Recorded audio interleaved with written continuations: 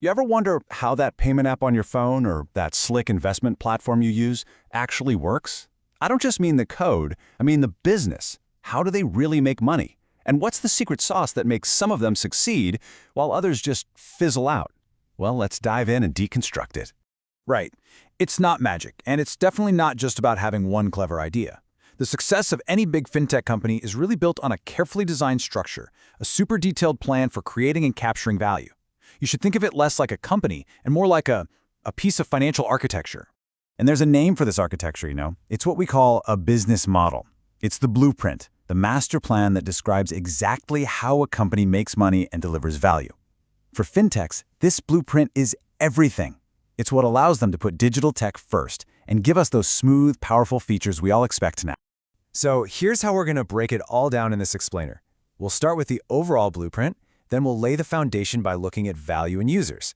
After that, we'll get into building the internal engine, figure out how to engineer it for profit, and finally, we'll step back and look at the whole assembled system. Every great piece of architecture needs strong foundational pillars to hold it up, right? Well, in the world of fintech, it turns out there are 8 of them, and the key is they are all connected. And here they are. You can see everything from partnerships and key activities all the way over to revenue streams and cost structure. Think of this as our visual roadmap for the journey.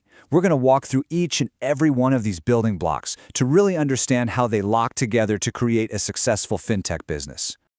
Let's start right at the beginning. Just like a good architect, before we can even think about building, we have to answer 2 huge questions. What is the value we're actually creating, and who exactly are we creating it for? This brings us to what is maybe the most important pillar of all, the value proposition. The source material here calls it the nucleus of the fintech model. And that's the perfect word for it. Everything, and I mean everything, revolves around this. It's the core promise you make to the user. It's what makes them stick around.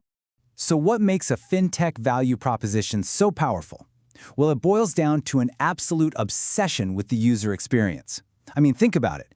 The interface has to be ridiculously easy to use, transactions have to be lightning fast, and the service has to feel like it was made just for you, using tech to tailor everything to your needs. And it doesn't stop there. You've also got other essential qualities. Accessibility is huge, letting you use the service whenever, wherever. Pricing is obviously key. You either offer something better for a similar price or the same quality for a lower price. And finally, there's this drive for constant innovation, always pushing forward with new products, a better user experience, or tighter security. Okay, so now we know what we're building. The next step is to get crystal clear on who we're building it for. This is called user segmentation.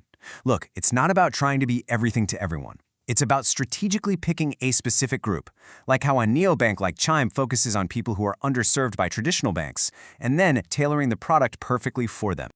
All right, our foundation is laid. We know our value, and we know our user. Now it's time to build the internal machinery, the operational engine room that's going to power this whole thing. First thing to know, no fintech is an island. They lean heavily on key partnerships. You've got technology partners, like Plaid, who build that crucial plumbing that lets apps connect to your bank account. Then you have strategic partners who help you expand your reach. And of course, you've got investment partners who provide the cash to get it all off the ground. Next up are the key activities. This is all the core stuff that keeps the business running smoothly. Think of it as the engine's daily work. Everything from big picture strategy and setting goals, to managing the money and operations day to day, all the way to marketing and hiring the right people. And to actually perform all those activities, you need fuel for the engine, right? You need key resources. For fintechs, it really comes down to 3 critical assets.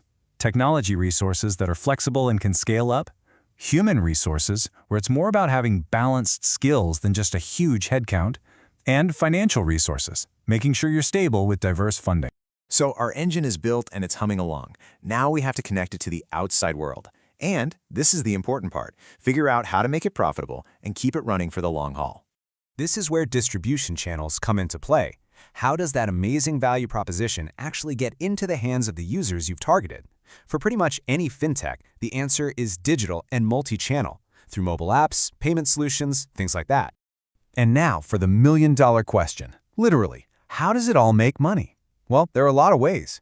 Common revenue streams include things like subscriptions, trading fees like you see on Coinbase, or even selling anonymized data. But honestly, that's just the tip of the iceberg. Now, check this out. What's so interesting here is just the sheer variety of options. A really successful fintech doesn't just rely on one single source of income. It builds a whole portfolio of revenue streams. It's why a company like PayPal can offer free transfers between friends, but still make money from merchant fees, international transfers, and interest. This diversity makes the whole model so much more resilient. But hey, revenue is only half the equation. You also have to manage your cost structure. And this brings us to a really core philosophy in fintech. It is a volume game. The goal isn't to make a massive profit from each individual user. The goal is to get a huge number of users and make your money through low margins and just incredibly high volume. And to make that low-margin strategy work, a fintech has to be super efficient and keep a close eye on its biggest costs. And those usually include paying your people, the marketing you need to get all those users, the tech to keep the platform running, and financing expenses. So, we've now looked at all 8 pillars. But here's the most important takeaway. They are not just a random checklist of components. They form one big, deeply interconnected system where everything affects everything else. And this shows perfectly how it all comes together. Just look at how it flows. The value proposition you choose influences your user segmentation, which then dictates your distribution channels. Your key activities need key resources, which are paid for by your revenue streams. See, everything is connected. A weakness in one pillar can bring the whole structure down. Success comes from the strength of the entire integrated blueprint. So after taking this whole thing apart, what's the final checklist? What do you need to remember? Number 1, the value proposition is the nucleus. Everything serves it. 2, profitability is engineered for volume. It's all about low margins and tons of users. 3, use partnerships as strategic accelerators to grow faster. And finally, number 4, a relentless focus on the user is completely non-negotiable. At the end of the day, these 8 pillars are the fundamental building blocks for creating value in modern finance. This is the blueprint that has totally reshaped an entire industry. So, the only question left is, if you had this blueprint, what would you build?